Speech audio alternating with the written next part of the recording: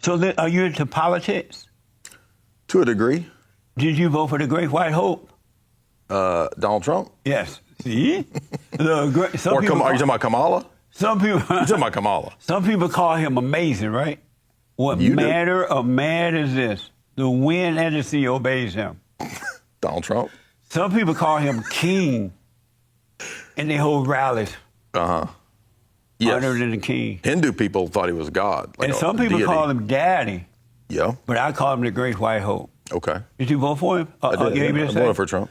What do you think about the work he's doing now? What do you think about how is he doing? I would give him a B- to a C. Meaning what? Why so low? Warp speed was a failure. That was nonsense. The Iran war was contrary to what he campaigned on.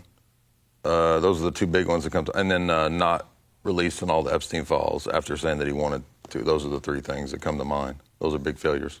And so because you disagree with those three things, you only give him a B-? Mm-hmm. Really? Mm-hmm. Because those are pretty big things. What does he have to do to get back up to an A? Because in the beginning, you gave him an A, right? When he first started out.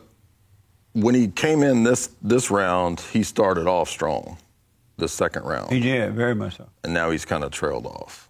So. But it's not over yet, and it won't be over till the fat lady sings. True. So that's Kamala. You got, that's right. What a mess, huh? Thank God we didn't get hurt. I know, right? What a mess. Just hold on. You're going to see some amazing things coming. And what makes you say that? Because Donald Trump is of love. Okay. Real love. Mm-hmm. And love don't fail. Okay.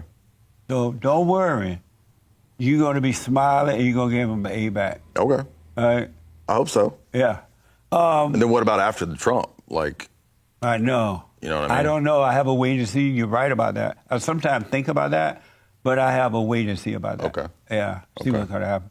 I'm just trying to see what's happening now and live now. Okay. But I know what you mean. That has crossed my mind too. But I have a wait to see about it.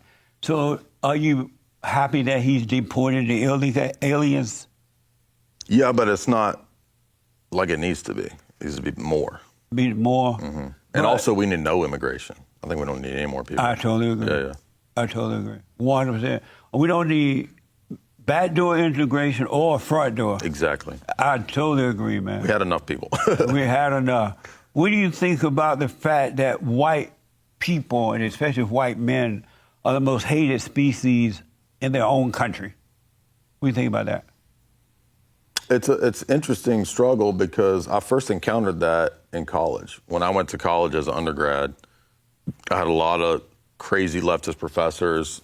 And the weirdest part was when I had an advisor, and he was an older white dude, and even he was a crazy liberal guy, but he said, I'm going to tell you right now, if you try to go into academia being a professor as a straight white male, they're not going to want you. And he told me that in the 2000s. So that kind of soured me on academia. Yeah. So I felt it before. I think a lot of people did, like in the normal workforce, you know what I mean? Like people who go to 9-to-5 job and they have an HR person that's pushing the DEI stuff. Yeah. So I kind of felt it a little bit before other people did in academia. But I think it's crazy, but it's by design. I think it is. Yeah, absolutely. By design. And what is it like being discriminated against? I tell people white people are under genocide right now in America. Mm-hmm. They just don't seem to realize it. Right. But they are under genocide. I agree.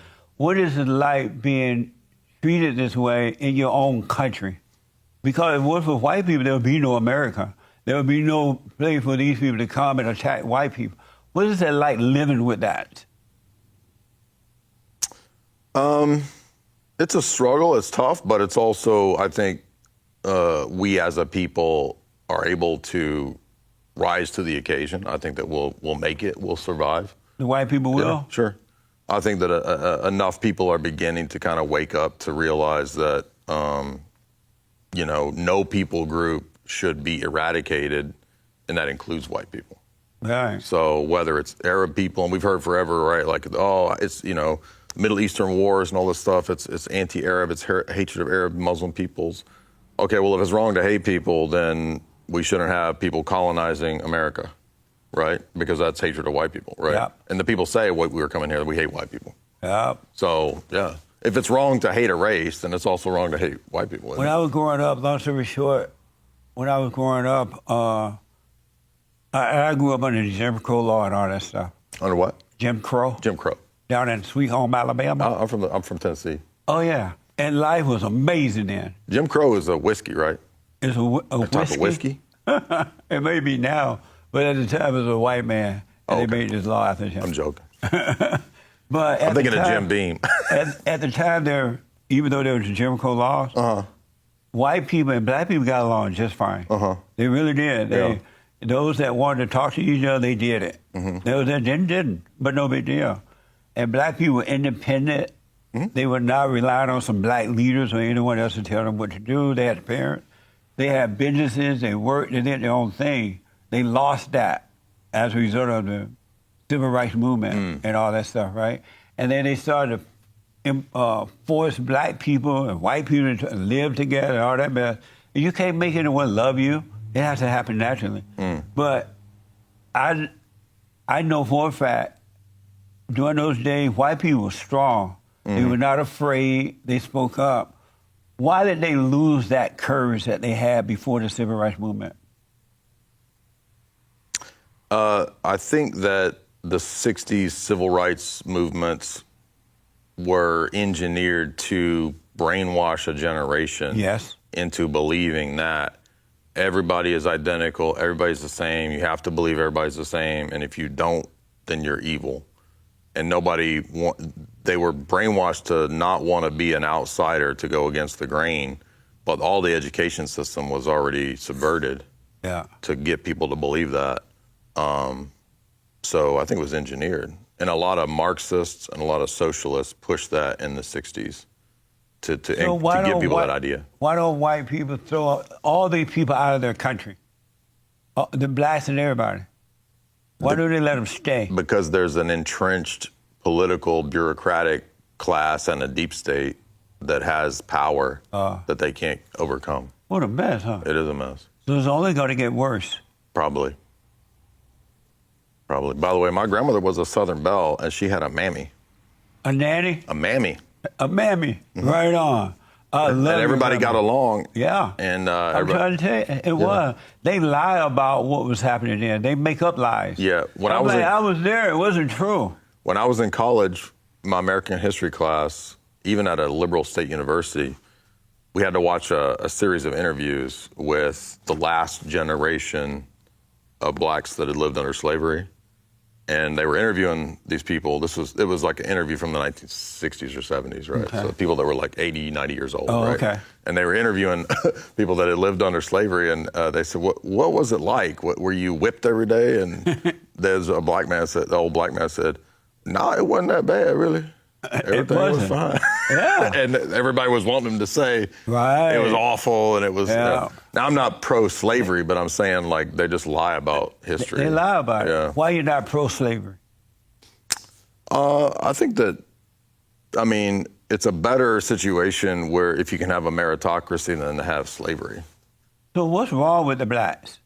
Black people? Yeah. What's wrong with them?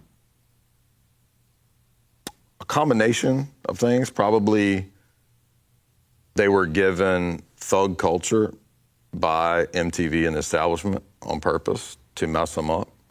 Because there was periods when black people, like in the 40s and 50s, were doing well. They had businesses, they were educated, but then they started giving them this fake culture. Jesse Jackson and all those people too. Listening to these fake people, and all those people. Yeah. Awesome. And real quickly, then I got to put you on the hot seat. Sure, yeah. What's the solution to all this? Christ. Yeah. Yeah. I agree. Yeah. They got to. I can't think of that. Yeah, because you can't just do political solutions. Politics is interesting. It's not going to work. But it's not going to save the culture and the people. I agree. What a mess, huh? It's a mess.